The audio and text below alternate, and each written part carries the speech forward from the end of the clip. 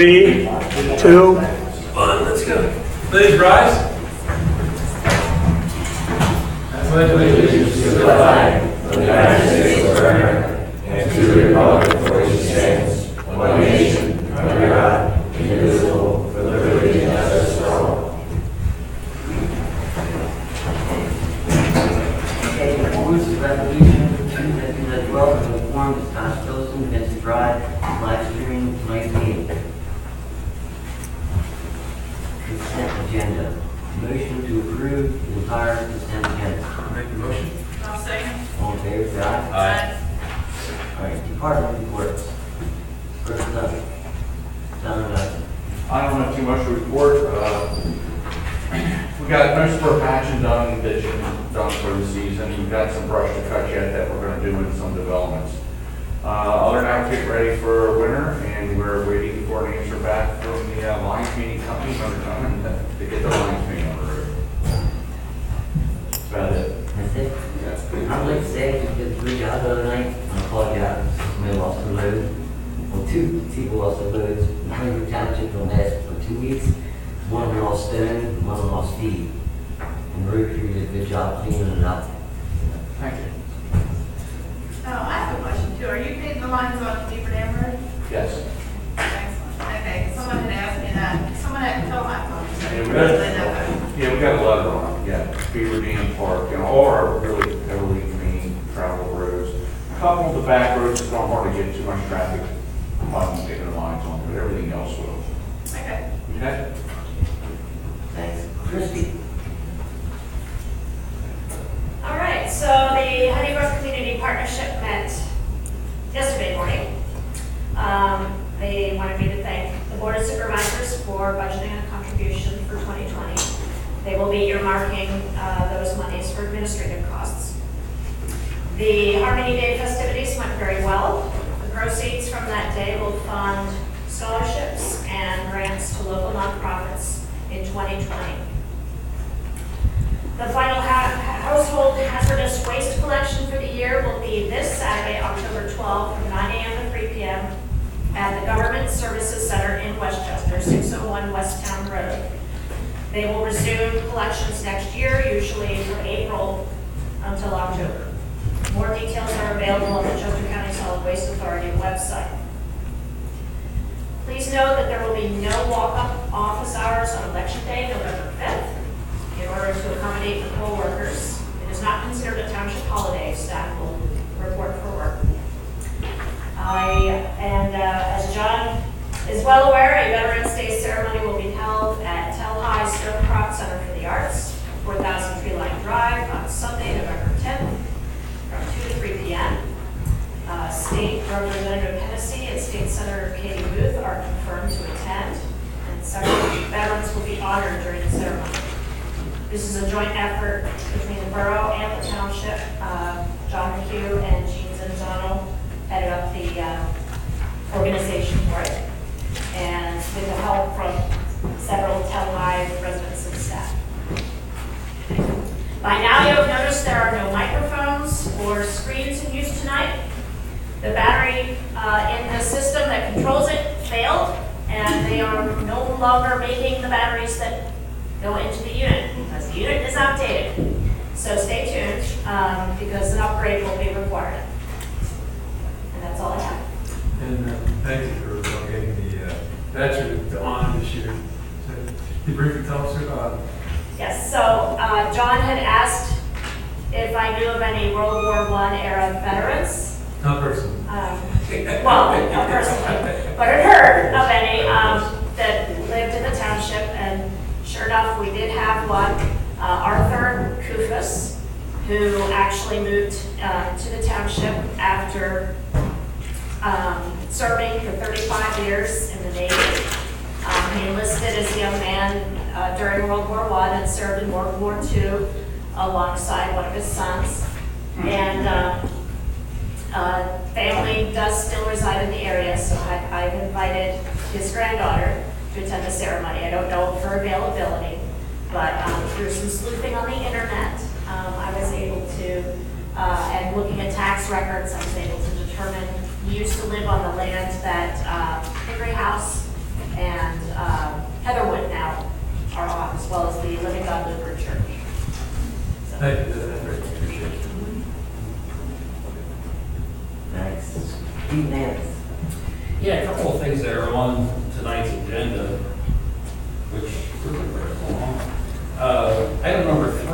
motion to adopt or not adopt a resolution adding a couple of parcels of property into the ag security area.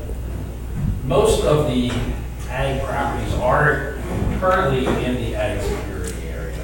The township does a full review once every 7 years. But properties that want to be added in between that full review time, can ask the township to get in at any time. So this is what's happened with David and Anna Stoltzfus. They like to get into the ag security area. There's really no cost to the township or to the property owners. It does provide the property owners some protection against nuisance regulations the township may have that unnecessarily prohibits farming activities. But they had, the Stoltzfuses had requested that they be put in at the beginning of the year. It is the township's policy not to act on this until at least 6 months has gone by. That time frame has passed, so it would be appropriate to adopt that this evening. Also on the agenda, you see there's a motion to extend the contract with our vendor for diesel fuel, Riley and Sons. This is the final contract extension that the board can provide. It's permitted under the agreement. Riley has indicated that they're willing to maintain the same terms and conditions as the original contract. So I would certainly recommend we go ahead and extend that for its final term that'll end December of 2020. The budget is going to be discussed at next month's meeting. We're going to have Peter Bars here, who's the township treasurer, and he's going to present some highlights of the budget for whoever is in attendance. Later that meeting, the board's going to decide whether or not to open a preliminary budget, approve a preliminary budget for public review. If the board does that, the budget will be available for public review beginning Monday, November 18th. And that'll be whether you want to walk into the office or it will be available on the township's website. And I guess the last note, just want to let everyone know that the township did apply for its annual recycling grant. That application is due in September. And it's based on the number of tons that are recycled within the township's borders. So whether it's residential, commercial, or industrial, everybody's supposed to be recycling. And we do get reports of the weight of materials, and for certain materials, the state will provide us with a grant. Now, we won't know whether or not the grant was approved until probably mid next year, but our application is there. And that's all I have. Thank you. Ma'am, presentation? The committee met on September 24th, but there was no quorum, so no minutes were taken and no business items were acted upon. How many people showed up? I honestly don't know. Martin, Brad? Yes, we showed up. Yeah, we show up, be that good. Well, by default, the chair and either one. Well, I don't know that that's true. I leave that up to our. That's in the resolution when we had set that up. I have to review that to confirm. Martin, Brad? I have no report. Planning Commission? The only thing I have for the planning commission for this coming month is there's a land development plan for Mr. Klein. If you recall, he had a zoning approval recently for a rural occupation on the property. Most of the development is going to be in Honeybrook Township, and a portion of the property also went into Lancaster County. So that'll be reviewed in the next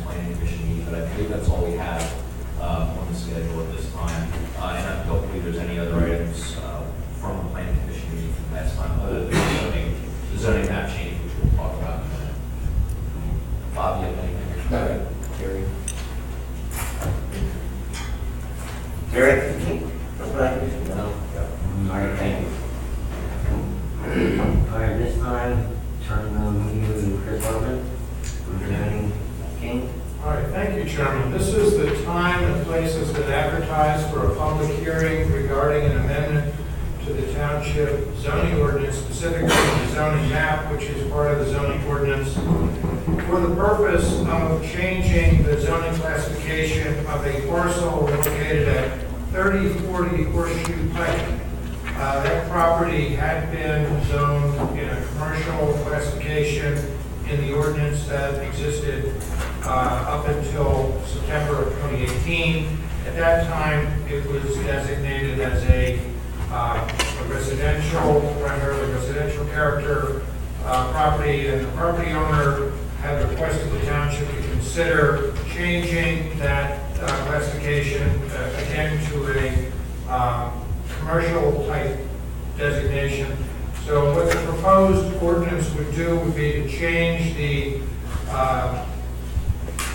classification of the property in question from the MUR mixed-use residential district, where it has been for the last year, to the MUC mixed-use commercial district.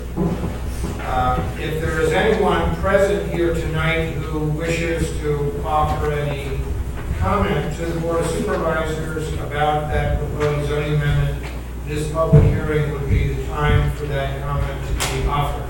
So I'm looking at the audience and asking if there's anyone present here tonight who wishes to offer any comment on the proposed amendment to the zoning ordinance.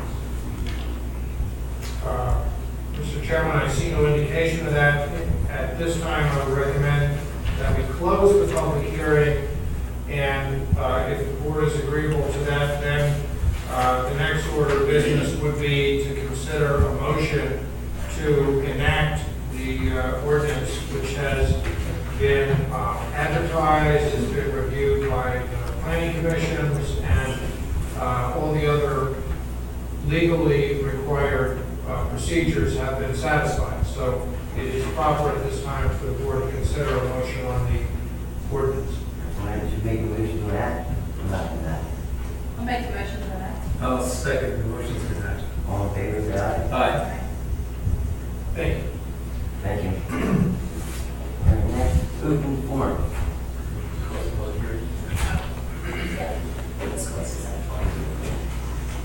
Greg, come on up.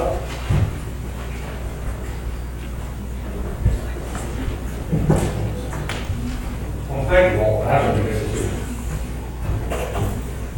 Unfortunately, it's with deep regret that I tendered my resignation from the Honeybrook Zoning Hearing Board, effective January 1st, 2020, 0001. Having the privilege of serving the citizens of Honeybrook Township for the past 12 years, I've decided to thank the members of the community for their continued support and call it a day. Progress and growth of the community does not come easy. As we have experienced in the updating and enforcement of our zoning regulations, community input with various committees and boards are critical to the overall health, safety, and growth of Honeybrook Township. May citizens continue to come forward and volunteer their services on the zoning hearing board, and I offer my best wishes for its continued success. At this time, I have nothing but a high regard for all the members that I've served with in the board for the past 12 years, and the appreciative support that I've received from various members of the administration in getting things accomplished. So at this time, I would like to end my letter. There you go. Say thanks again. Thank you, sir. Thank you. Thank you very much. My pleasure. Thank you.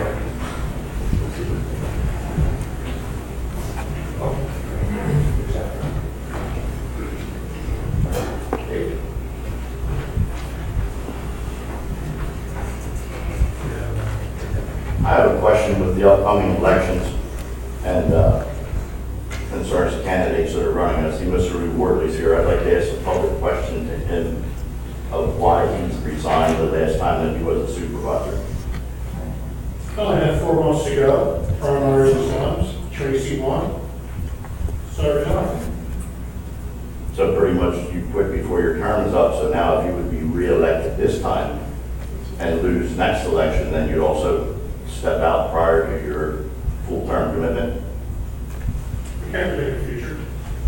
Could be for health reasons. And I'm just interested in the reason for changing parties. Well, I'm on the Democratic side, you get their support. I wanted to write in on the Democratic side, you get their support. Best thing to do there is to change your party. So you changed parties from Republican to Democrat, which tells me that No, I did not. you did I went from Republican to Independent. Okay. I was independent for the last 6 years. Okay. Are you independent now? What's that? Are you independent now? No, Democratic now, because I wanted to write in campaign. So you agree with the Democratic views of politics, that's what you're telling us, since that's your right party? I agree with Democratic. I agree with some of the Republican, and I agree with some of the Independent. I'm going to jump in at this point. The board has given some latitude here to something which really isn't germane to public comment on any township business. I mean, I understand the election affects the community, and it will affect the board potentially in the future. But this kind of dialogue between the two of you isn't really germane to any of the business that's before the board tonight. What's mainly concerning what's going to take place in Honeybrook Township in the future. I agree. Honeybrook Township should matter. I mean, if I could ask Tracy some questions also, I mean, then will it be such a witch hunt that you're considering it to be now? No, I don't consider it a witch hunt at all. I'm just saying that it's not really appropriate for a township board of supervisors meeting to get into a political debate regarding the election campaign. And I would say the same thing if you were asking those questions to Tracy as a candidate. So, I mean, I was tolerant for a very brief exchange, but I thought there should be some limit to how long this goes on. I mean, Well, the Robinson Rules of Order is what, sir? Okay, you're having a dialogue with another resident. But a potential candidate for a position. That's right, and that's not germane to anything on our agenda tonight or any business that's pending before the board of supervisors. But with an open public forum, it's just a conversation, correct? No, it's not. It's an opportunity for residents to address the board of supervisors about township business. I'd be happy to stay after the meeting, to talk to you after the official meeting. And that, I think, would be a more appropriate way to handle it, would be for you to have your conversation with each of the candidates outside of the formal board meeting. That would be my suggestion. Thank you. Because I think you're certainly entitled to speak to each of them.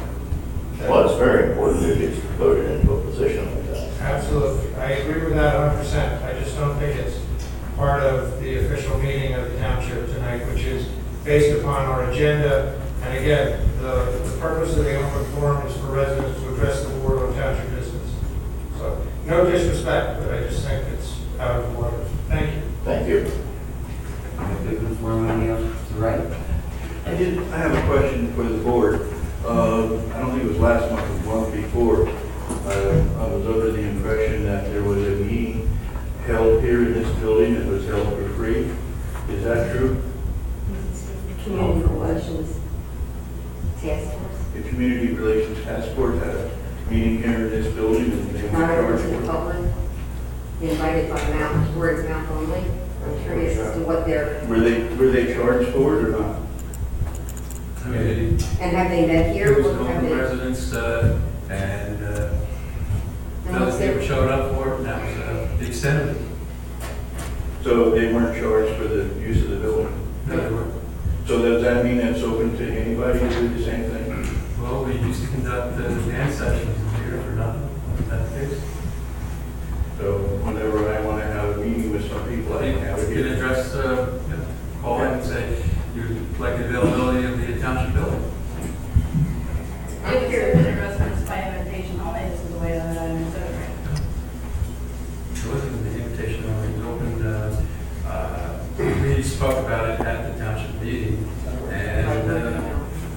by word of mouth. There is a resolution that the township has regarding meeting use Yes. and fees, et cetera, are addressed in that resolution.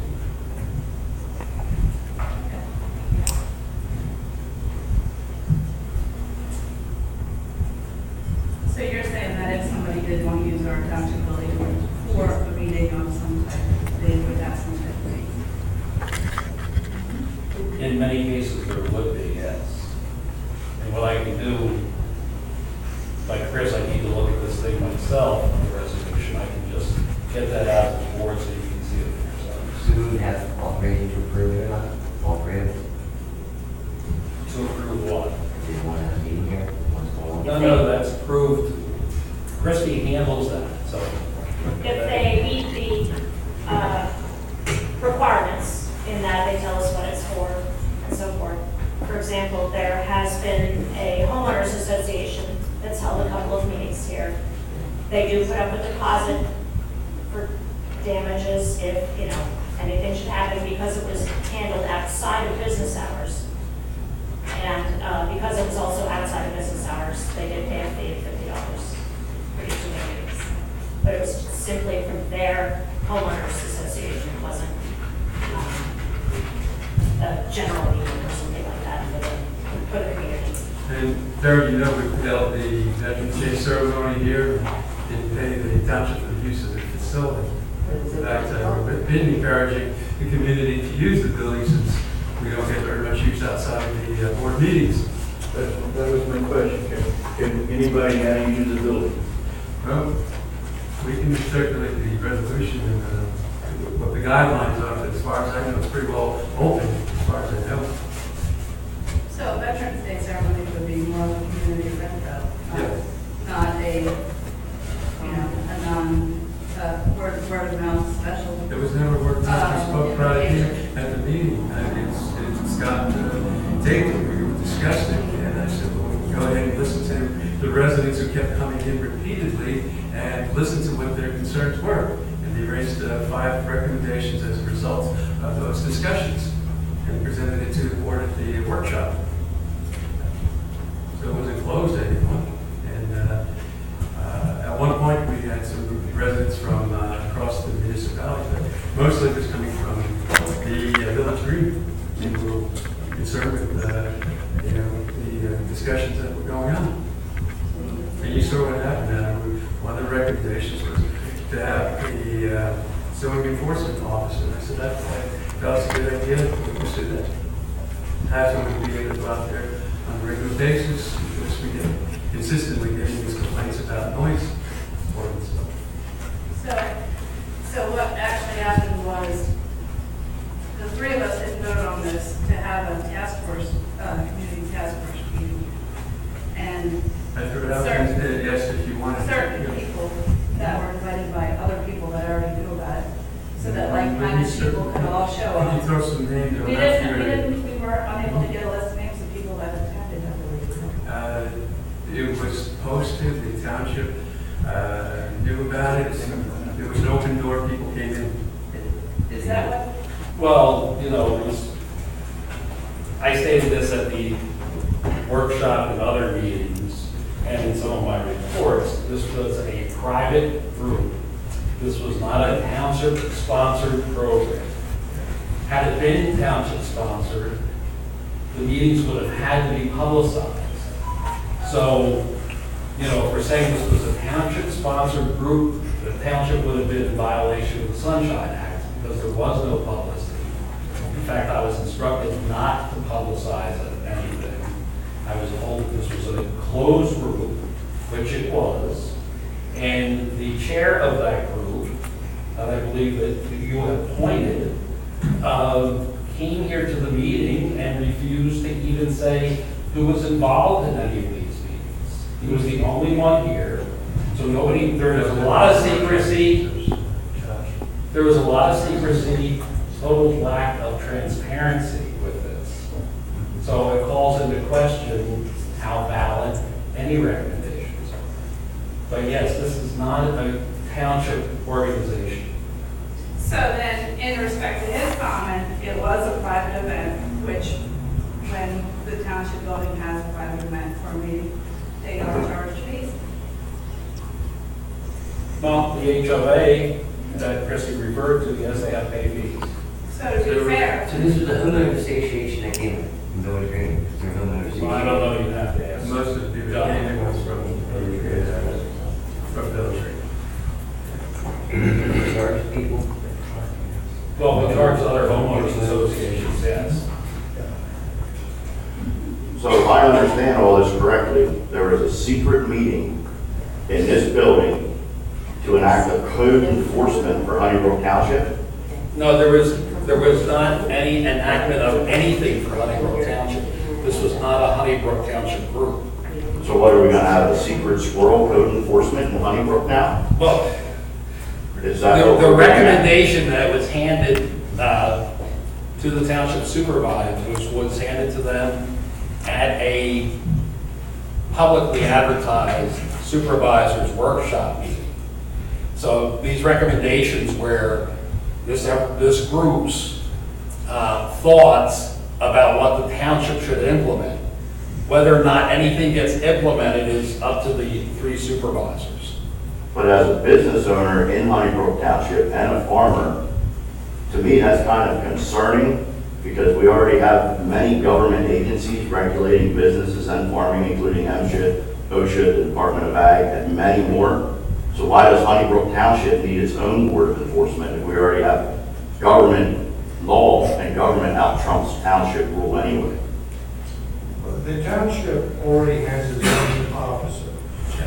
The zoning officer at present is an employee of a contractor to the township, technically. What the recommendation from that private group was to the Board of Supervisors was that there be an employee rather than a contracted service to be zoning officer of the township. Apparently, and I can't speak for them, but apparently because they thought there would be a greater level of service that could be available in terms of the person being on site all day long to go out and handle zoning matters. I mean, again, I'm reading into the situation. I don't have enough personal knowledge to be totally confident about what I'm saying. But that's just my understanding. So the idea is not that the township would go from having no zoning officer to having a zoning officer. That's not the case. What the proposal was, as I understood it, was to go from having a contracted service to having an employee. How would the employee be hired, by application purposes, or would it be a friend of a friend who gets appointed? So we would go through the process, but we never went past the recommendation at this point. There was a meeting here in February with the Western Chester County Council of Government. That's the regional group that we participated in. I'm a member of that. And at the end of that meeting, one of the questions I asked the board members, we had about 8 community representatives from the surrounding areas. I asked about noise enforcement, and they said, you know, zoning officer often helps. You have a police department, that's even better. So you have somebody on the spot to take these violations. Because what we have, the residents are being asked to film, you know, in the morning when these violations are happening. So, Would there be available minutes to this meeting that was held here? yes, you go to the Cox site and this WCCC. Which meeting are you talking about? yeah, the. The secret meeting. Yeah, I think so. Oh, No there's no meeting, secret no meeting. meeting minutes for that. Is there any minutes? We're not aware of any documentation. We didn't get any What documents. came out of that was the list of recommendations. Okay. I mean, if the township was opposed to it, then they could have met at the Village Green or somewhere else. But the request was made, permission was granted to come in here at 7 o'clock at night, and they sat down at the table and discussed their concerns. Permission was granted by who? the request came into the township. To Christie? Because I don't remember voting on it. Well, I think I've copied you on all the correspondence we did through the emails. Request to come in So, do we here. just email it to them, no, we don't vote on anything? No, it's not, the request came in, and the request is that they want to come in here and meet. So I said, okay, please come into this building. Okay. Well, could I make a request to attend the next meeting if there's a request to have a meeting? If they want to meet again, yes, certainly, you're welcome to join. How would I be notified of that? That's something I would take up with Josh from Village Green, but I can introduce you to connect you with him if you're interested. I'm always interested in the township, Yeah, we can do something's that. happening. Okay. After all, I'm an acting board member of the township. Yeah, and you're doing a great job in the zoning. We appreciate that. I appreciate that, thank you. Yes, sir. I have another question about the fact that these guys came to the work group instead of the supervisors meeting here. Why did they come to the work group instead of to the regular meeting? Well, both of those meetings, Terry, are public meetings. Is it normal practice for you guys to bring new stuff in on your work groups? Groups can attend either one of those. They're That's both my question. publicly advertised meetings, and the That board was- can that was my conduct question. all business at either meeting. So you can, I can come into a work group, bring new business into the work group? That's happened, yes. Okay. Mhm. Because there's been several meetings like that where people have come in and brought stuff into the work group that never got any further than the work group. I have another question. Go ahead. Because it was a private meeting that was by invitation only, not Aye. sanctioned by the township. Shouldn't we be charging them a fee, or how would we collect the fee? Who would we ask for that fee? We'll look at that resolution. Yeah. I'll get that out to you. All right. Do you have questions back here? Yes. I got a question on land preservation. I realize a lot of the farmers are suffering hardships because of the price of milk being down and, soybeans because of some of the tariffs and stuff like that. Have you guys been approached by any of the farmers or any property owners? Excuse me, Sam, can you introduce yourself? Christie just wanted to ask you. Sam Fisher, I'm sorry. To try to get out of land preservation, and if so, are you guys organized as a group to say, no, you're in it, or Is that a whatever? question of whether in this tax security district or land preservation Land program? preservation. The land preservation program? Yeah, the ones that signed up and got the grants and stuff. It's not an option for them to get out. Okay, And we've never had anybody ask us. okay. I know a couple of people made comments to me that, we're basically in the next generation of the guys that put the farmers in, and now, some of them want to put an extra house on for the parents, that kind of stuff. And When they do the easement, that's one of the things they net out some of the property with that in consideration. So if you had 40 acres, they may put aside 2 acres just so that they could accommodate that. Right, That's if they did that, they covered themselves, but if not, if they took the full amount, then they're bound to. Okay. All right, anybody on the left? Yes, yeah, here. Yes. Steve, do you have some time to set aside? Well, this is the No, this is open me. forum. This is when it's your time to talk. How much time we want? Well, that's up to the board. I mean, typically, we ask people to hold their comments to 5 minutes, but if the board wants to let it go on, they let it go on. 5 minutes. 5 minutes. 5 minutes? 5 minutes. I don't have enough time to do it. And what's the, I let you know that I was coming with information. what is the request? Well, this is the proper time for that. 1 or 5 minutes. No, you didn't make any specific requests, so, that's the standard Last time. week. Well, what do you have what do you have? Is there something you I can? have more Well, data. can I make a mention that we have a second open forum? So if we get through the business and then come back? That's fine. I'll All right. I respect. And could we also have copies of whatever it is you're gonna present? I'll let you make copies. These are my originals. Okay. We'll do that. So you can drop them off sometime, we can make them during the day, give them back. Good before we go to the back.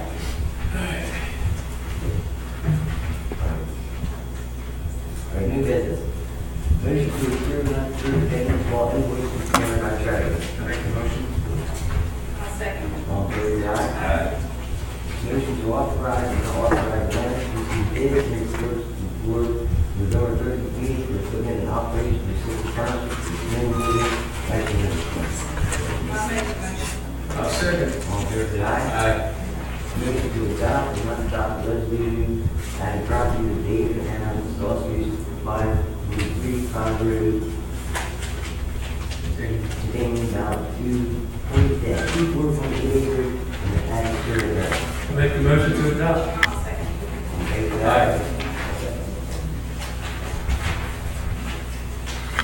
Motion to extend and extend the fuel contract with Riley and Sons. I have a motion. I'll second. All in favor? Motion to approve and approve the finance and maintain security recommended by Technicom. I'll make the motion for all three.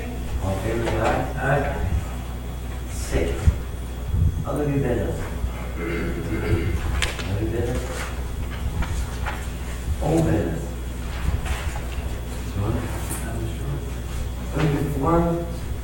And anybody on the right? I think you have a hand up. Will you be 10 minutes? 10 minutes, Bert?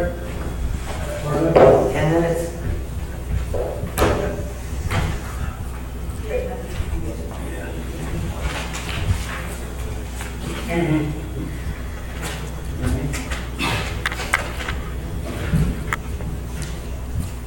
Excuse me, is this old business or new business? This is open forum. Open forum, okay. Open forum round two. Right, I hear you.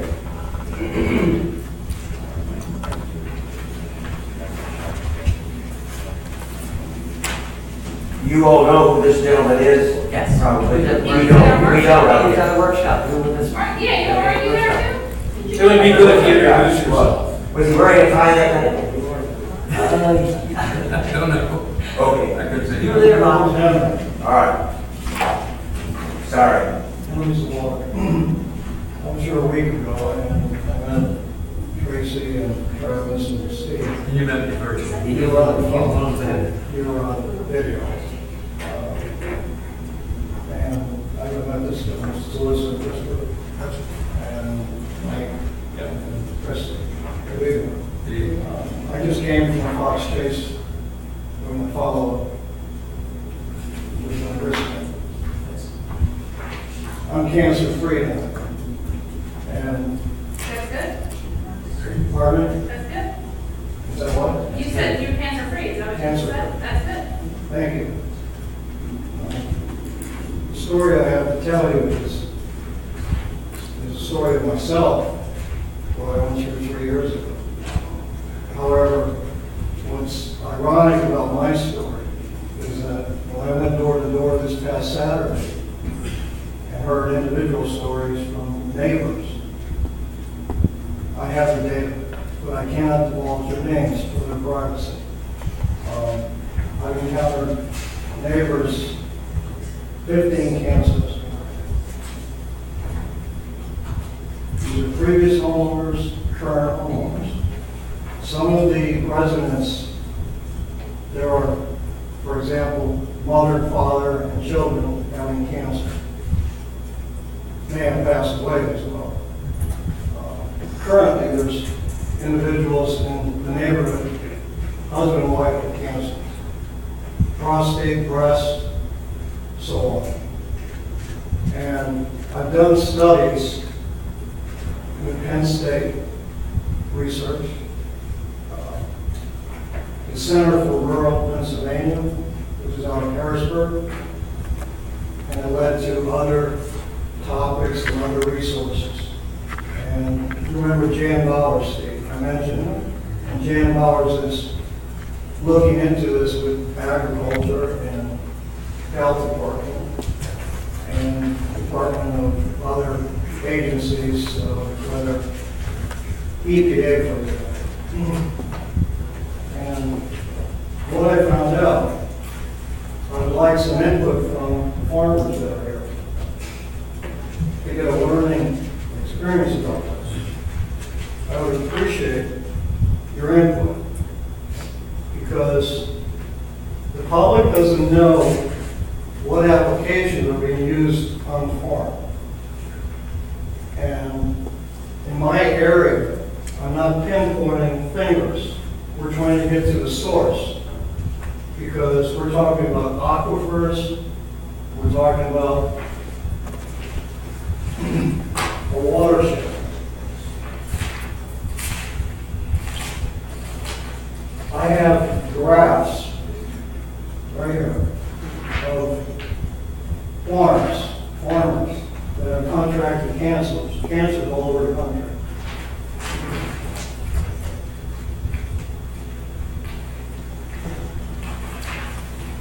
This was a study by Dr. William Sharp, Stephanie Clemens, and Brian Swistar. This was back in January 2009. It was called Drinking Water Quality in Rural Pennsylvania and the Effective Management Practices. The other resource that I've been in touch with, her name is Mary Gelsinger. She's with the Center for Rural Pennsylvania out in Harrisburg. We've been speaking for the last few days. The Center for Rural Pennsylvania is bipartisan, bicameral, legislative agency that serves as a resource for rural policy within the Pennsylvania General Assembly. It was created in 1987 under Act 16. Please remember that. The Rural Revitalization Act. This Act 16 is to promote and sustain the vitality of Pennsylvania's rural and small communities. I have the phone number and everything to everyone to contact the Center for Rural Pennsylvania.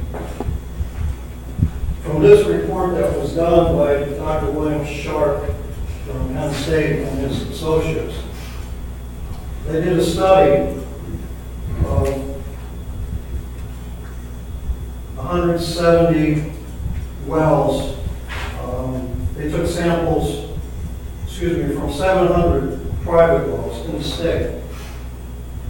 Millions of rural, suburban Pennsylvania residents rely on private wells for drinking water, and each year, 20,000 new wells were drilled. Research has shown that many private wells in the state have failed at least one drinking water standard.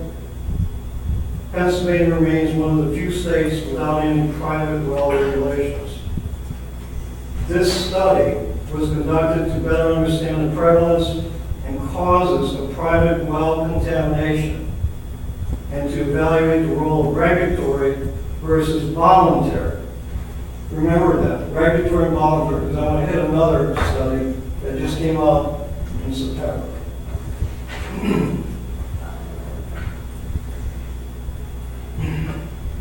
Regulatory versus voluntary management of private wells.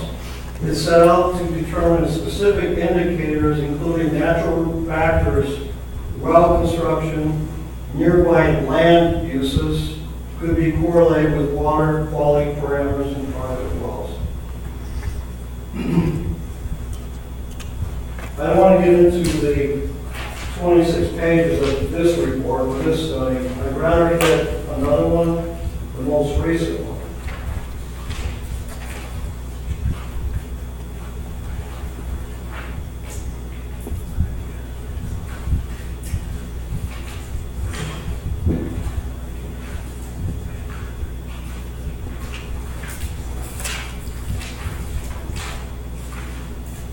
I've also been in contact with epidemiologists who study cancer and agriculture populations.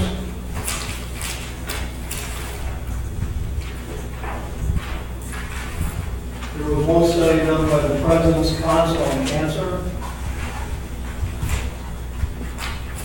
There's other organizations, international agencies, World Health Cancer, CDC, international cancer organizations. Sir, I need to cut you off, your time's up. Is there a way to make copies of that for us and give us all copies at the next workshop? So you were at the last workshop. I want to say one more Give study. it a minute, so. I want to give you one more study. This will make you think. This will make you spin your seats. This is the latest study called the Chesapeake Bay Watershed. This is dated September 30th, 2019. This has to do with Maryland, Virginia, and Pennsylvania. And it says, path to clean Chesapeake poses problems for key states. Pollution reduction from farms will require a huge ramp up in funding and technical support across the region.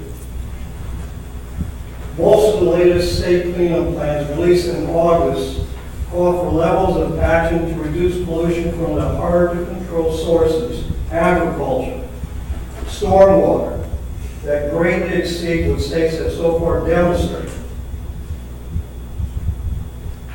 There's a picture here in that website. When you click on that watershed, it shows a farmer working a field in Lancaster.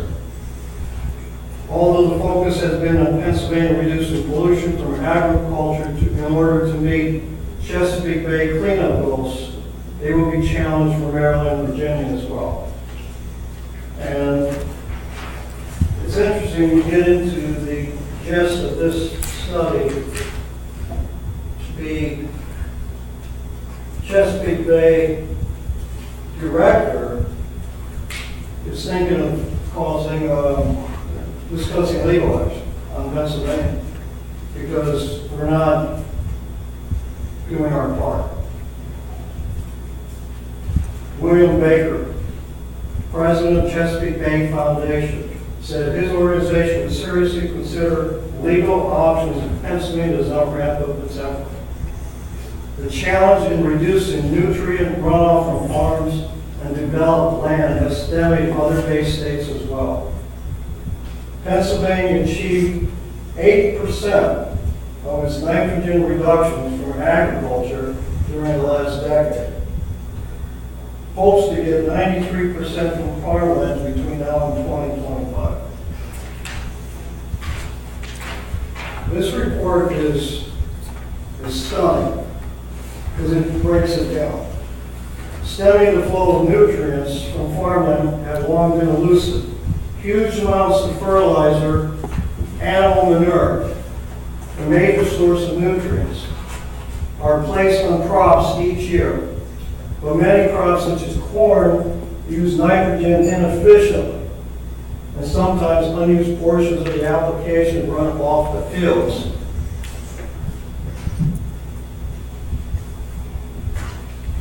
So instead of continuing this report, I'll be happy to provide copies of some of these studies, but I'd like to get the gentleman out here who can share some input on this, who are in the agricultural. Consistent with what you were saying, that the state and region has some initiatives and goals. The daily, what's the MS4. Right. Well, the MS4. Right. This is the daily maximum, daily total maximum. Daily maximum. If for some reason I'm tongue-tied on that tonight. Well, But I yeah, don't know. so that we do have a target, I think it's like the 2025. On those, yeah, there's a target. Our numbers have not been set yet, but I mean, we're still waiting for that reaction from the state. I mean, we're governed by the state and all the Yeah. issues, Yeah. so. So there are some initiatives that we have been presented that means that we have to start mitigating pollutants that are coming off some of the, not just the suburban areas and urban areas, but also from the rural areas as well.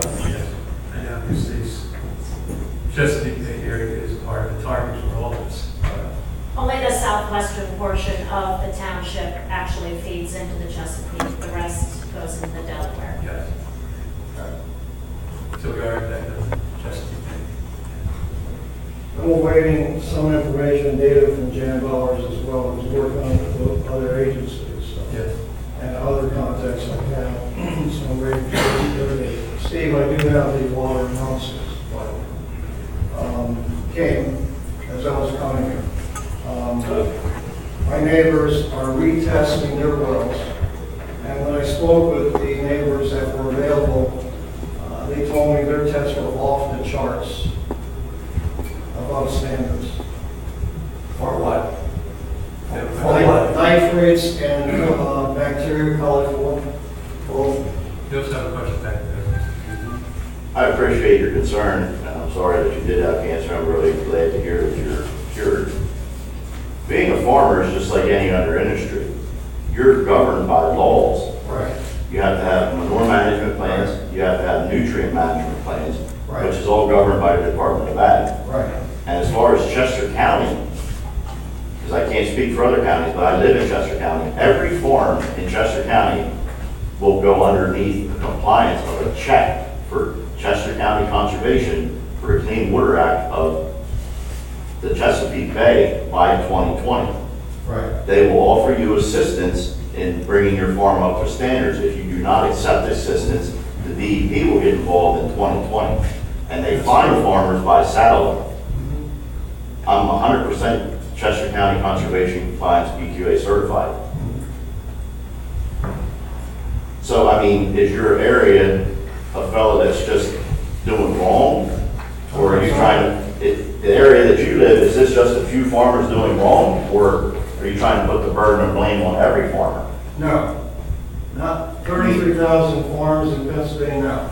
Because we have I'm not to, going macro, I'm going micro within the community where I'm at. we have to stay 100 foot from wells according to law. We have to stay 100 feet from streams on spreading manure and fertilizers. Creek bank fencing has to be 35 feet away from every stream for livestock. You're only allowed a 12-foot creek crossing that has to be concreted. I mean, I can understand your concern, but I don't think it's a communal effort. It could be a micro neighborhood effort. Right. Exactly. But you know, the Chesapeake Bay watershed has been an enormous problem, and Chester County Conservation has been on top of that now for several years, and it's publicly known that you must comply by 2020 if you're a landowner. I mean, I farm 130 acres here in the county, so I'm pretty much up to what's going on with the compliance. Have you heard of the Monsanto case with Bear and the... At this time, we're going to adjourn the meeting. You want to talk about it after? Yeah, one more question before. Jerry? Yeah, I would just like to ask, if you go down to the hardware store and you buy fertilizer from the hardware store as a homeowner, have you ever looked to see what the nutrients are on that? No. And I can put as much on it as I want. Keep my green grass, and you know, when I think the nitrogen's way up there in the 20s and the 30s. Right. So with all the homeowners going around doing, there's no control over the homeowners. They're controlling the farmers and getting nowhere with it because the farmers are complying, but the homeowner doesn't have to comply to anything. But specifically where I'm at, there's runoff, and there's actual drainage pipes between two homes that I can tell you, and both homes have cancers. Both residents in those two homes have cancer. There's a storm drain from runoff feeding right into those two properties. Don't you find that unusual that both homes are fed a storm drain and they all have cancer in those homes? And there's no other homes around there but those two? And that surrounding block, there's cancers across. That's not my question. How many homes are in there? I did a tabulation about 20. All right, at this time, you guys want to have a conversation after that, then right now, I'm going to adjourn the meeting. Yeah, thank you to adjourn. I'll second. All in favor, say aye. Aye. Any resolution An ordinance.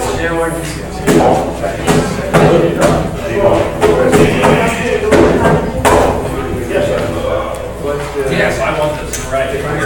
What's the name of